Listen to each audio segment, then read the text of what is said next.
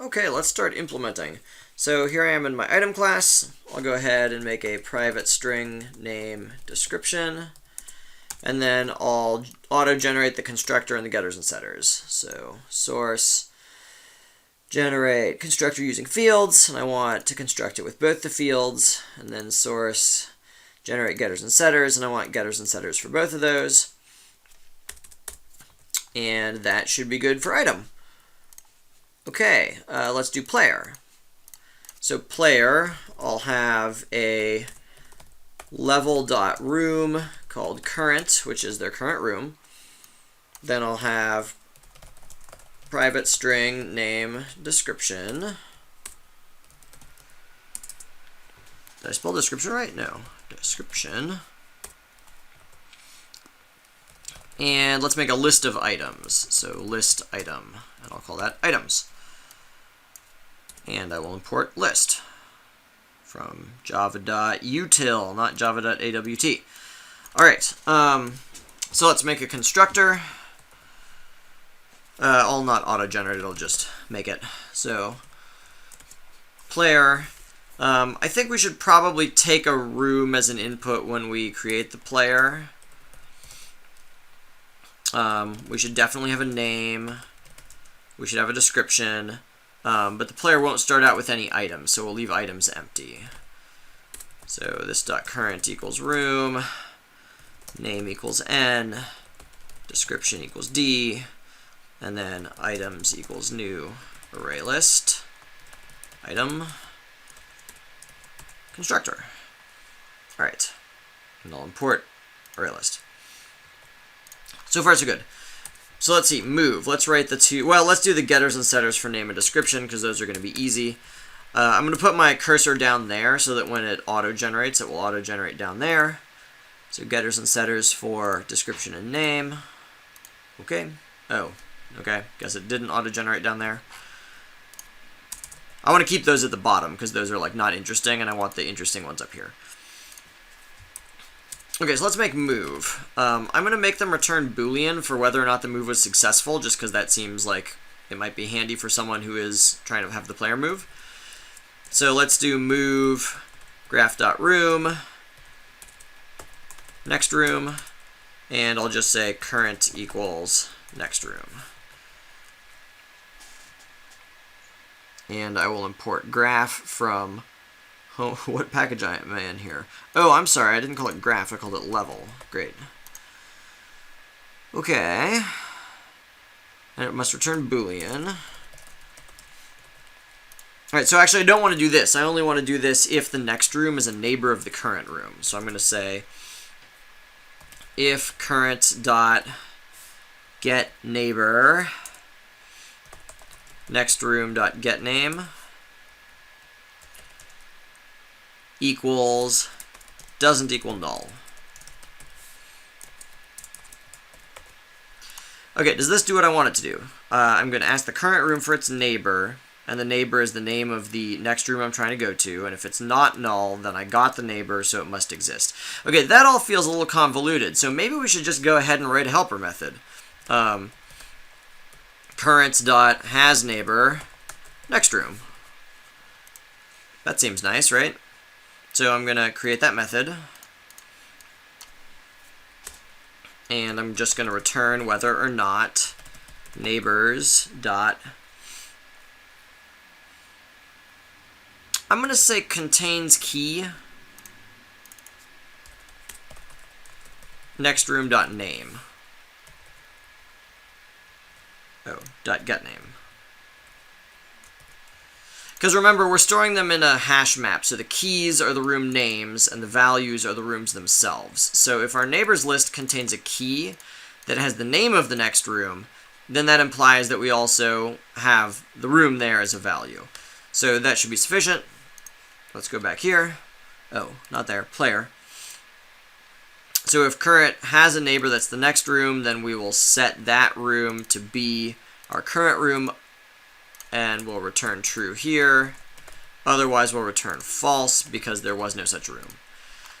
All right, let's try and do that same thing now for public Boolean move with a string that's the next room name. So, well, I said it would be nice if one could run the other. I'm not really feeling that. So let's not do that. I mean, it is nice, but I can't think of a way that's going to make it, like, really simple. So we can do something analogous. Let's do this. Let's say level dot room. Well, all right. Let's do this. So current dot get neighbor next room name, and then we'll say. Okay, so no, maybe this does work. So we'll just say move and then next room. So we use the next room name and we try and get the room, and then we use that to move. Okay, is this going to go wrong? It might go wrong if this is null. So let's do this. So if next room is null, return false. Otherwise, I want to return the outcome of move next room. Because even if it's not null, maybe I didn't actually... Oh, I guess it has to be a neighbor because I got it from the neighbors list. Well, nonetheless, it doesn't hurt to return the same thing that this move is returning. All right. Cool. So that's moving. You know what might be nice? Before worrying about items, let's just make the movement stuff work using main and player. So instead of a level room.current, let's do this. I'll say player equals new player curlers the bold. I forgot the order of my constructor parameters. Oh, room and then Carlos and then the bold. Okay, so the first thing needs to be a room, and the room is going to be g.getRoom hall, I think it was.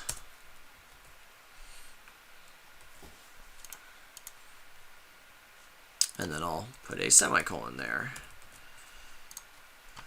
Great, so now a bunch of stuff's broken. It's all the places where we said current. So, do we have a way of getting the current room? I don't think player has that, because we only added getters and setters. Yeah, so I don't see any harm in having a getter for current room, so let's add a getter for current room.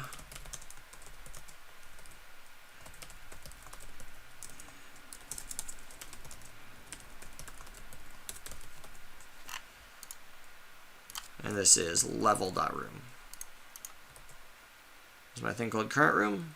Of course not. It's called current. Maybe. Okay. Current room is actually a better name, so I'm going to call this current, but then I'm going to refactor this to say current name everywhere. Okay, so I want to have my player dot get current room dot get name. So what I did there was I knew I wanted the name of the current room. My current room is now inside the player, so I have to provide a way of getting the room out of the player so then I can ask for its name. This kind of thing that I just did, this is very, very common. So it's like thinking about where is the information stored? Do I have the right methods that let me access the information I want? So let's do the same thing. Here, so I don't want to say level.room.next. Instead, I just want to try and have them change the room. So name is the name of the room we're trying to go to. So I want to say player.move, and then I want to move to name,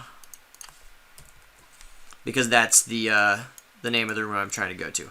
But I do want to save the output to successful move. So if it worked, successful move is true. So if not successful move, then we want to print there is no such room. Otherwise, I'll print you are entering room name, and then I don't actually need to do the movement part because I already did that. Cool. Current.getDescription. So let's do player.currentRoom.getDescription.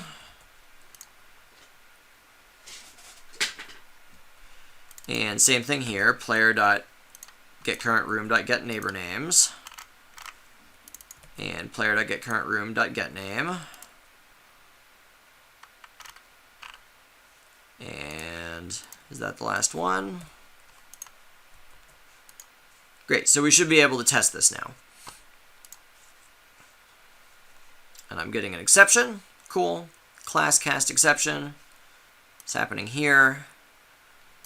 Oh, it's happening in load level. Because, okay, well, we weren't set up to deal with this yet. So it's trying to read my saved level, but the problem is I've changed the structure of my level class, so now it kind of doesn't fit and I can't cast it anymore. Okay, so instead of loading the level, I guess I gotta rebuild it from scratch this way. Except this isn't called graph anymore, now it's called level. Level. And it's not called add node anymore, now it's called add room. Add room, add room. And what did I call this? I called this dot add one-way door from the hall to the dungeon. This was called add two-way door from the hall to the closet. Cool. Alright, so let's try this all again. Cool, commands I can type, look, etc., etc. So look. Alright, so go closet. I'm entering the closet. Look. Go hall. Got hall? No. Go hall. Okay, great, so that seems to be working. So I have now reproduced the same movement that I had before, only now I have a player class. So turning to items, we've done the item class, but let's edit the level class so that rooms can also contain items. So this is more or less exactly the same as what we did inside player. So we'll have private list item, items, and then we've got a constructed inside the constructor, so items equals new array list item. Let's have an add item method. So it returns void add item, item, item. And all we're going to do is add it to the items list. Cool. That was easy. I mean, something we might want to think about is, because we're using the item names as if they're unique, we might want to enforce uniqueness by not adding an item with the same name. But I'm not going to worry about that for now. Alright, so public item remove item string item name. So this is going to remove an item from the room, or it'll return null if there is no item of that name. So I guess because it's not a hash map, because it's a list, we've got to iterate over it. So you should really get in the habit of using this for each loop. It's a really good idea. So I'm creating an item variable that will contain each of these items. And I'm going to say if item.getName equals item name, then be careful. I don't just want to say return item, because the problem is that doesn't actually remove it from the room. So I actually want to remove it from my items list. So items.remove. Oh, crikey.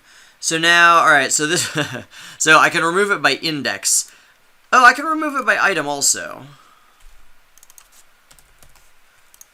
Can I remove it by item? Looks like I cannot remove it.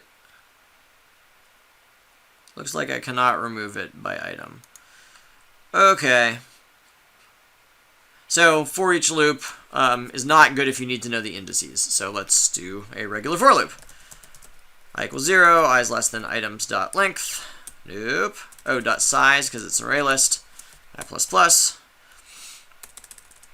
So now we'll remove the item at the location. And when you say remove, this actually return. You can see here the return type is item. So it'll return the item that we're removing from the array list, and then our method itself returns that. So now we just don't have an item, so we'll say item equals items.getI. So we're just getting each one at a time. If we never see an item of the right name, we'll return null. Okay. So get item display list Wait, what happened to add item? Oh, we did add item. Okay. So public string get item display list. So this is very similar to the room name list.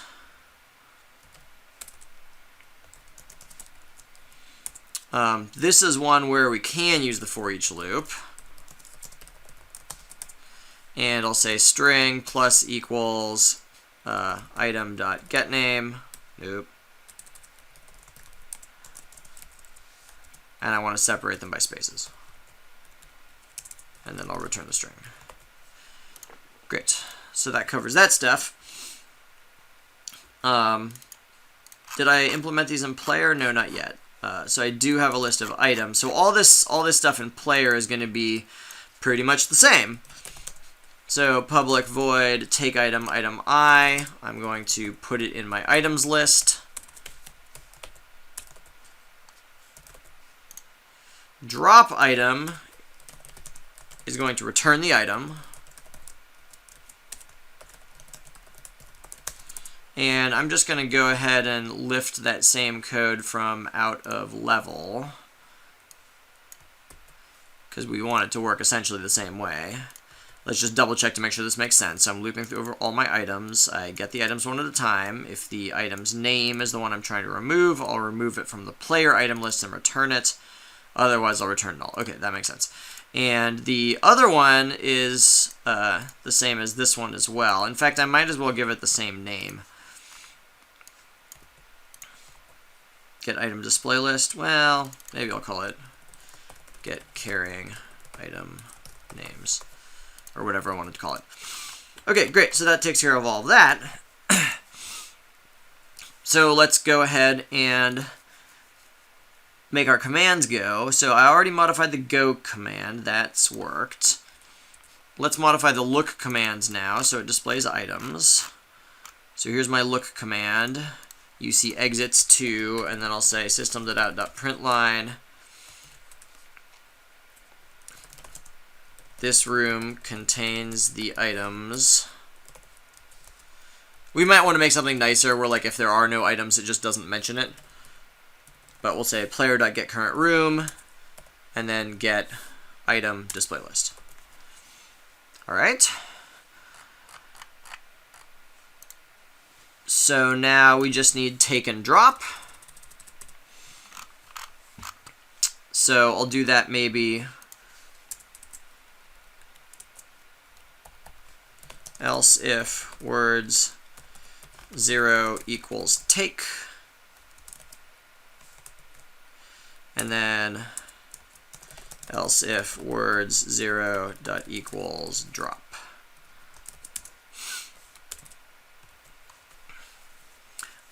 It's getting to be about time that we overhaul this command system, because this is kind of clunky, which is a sign that it's kind of badly designed, so we should think about that in the near future. But let's do this. Name equals words 1, string name equals words 1. So notice actually that this only supports items that have names that are one word. So this is going to be a big bug in the future, potentially. So take. So how does this work? So in order to take something, I need to remove it from the room, and I need to add it to the player. So let's do this. Item equals, how do we get the room? Well, it's inside the player. So player.getCurrentRoom dot get item? No, what did we call it? Dot remove item. And then name. Okay, so if item equals null, that means it wasn't there, and we should print a message that's something like there is no such item.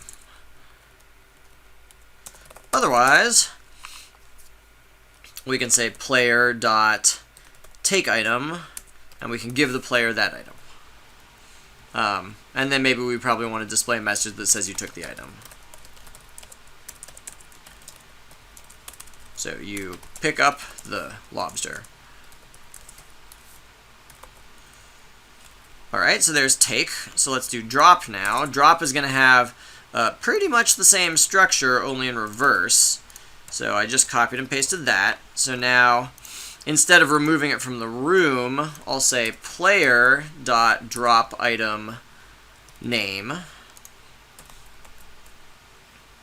And if it worked, this is now the item that the player used to be holding. Otherwise, it's null. So if it's null, we'll say you're not carrying that, or you don't have that or something. Otherwise, we will add that item to the room. Player.getCurrentRoom.add item. Okay. And we'll say you drop the whatever it is. Okay, so to test this out, let's make a couple of items and add them to various rooms. So I'll say item lobster equals new item lobster, a delicious friend. And then orb equals new item orb, the powerful orb of Emmert. And let's add them to the closet, because that's a good place for keeping things. So g.get room closet dot add item lobster, and I'll also add the orb of Emmert.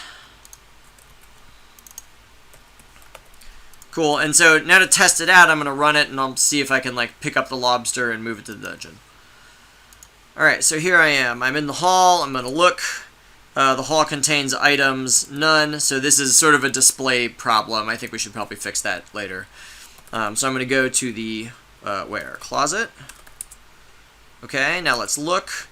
This room contains the items lobster and orb. What did I call it? Take? Take lobster. You pick up the... So this is displaying... So we need to actually maybe have a toString for the lobster, because it's displaying just like the item thing. That's fine though.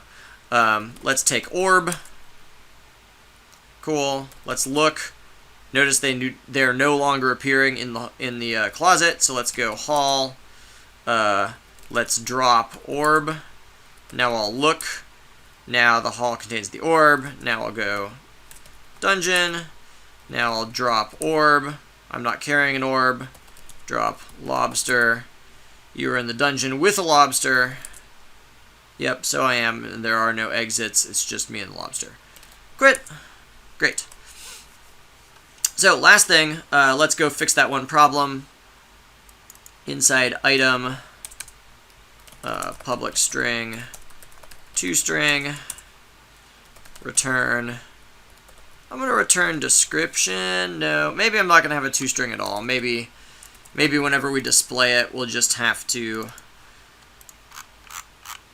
display the name. So you pick up the item.getName. You drop the item.getName. Alright, cool. So that should have fixed the problems. Okay, good work, team.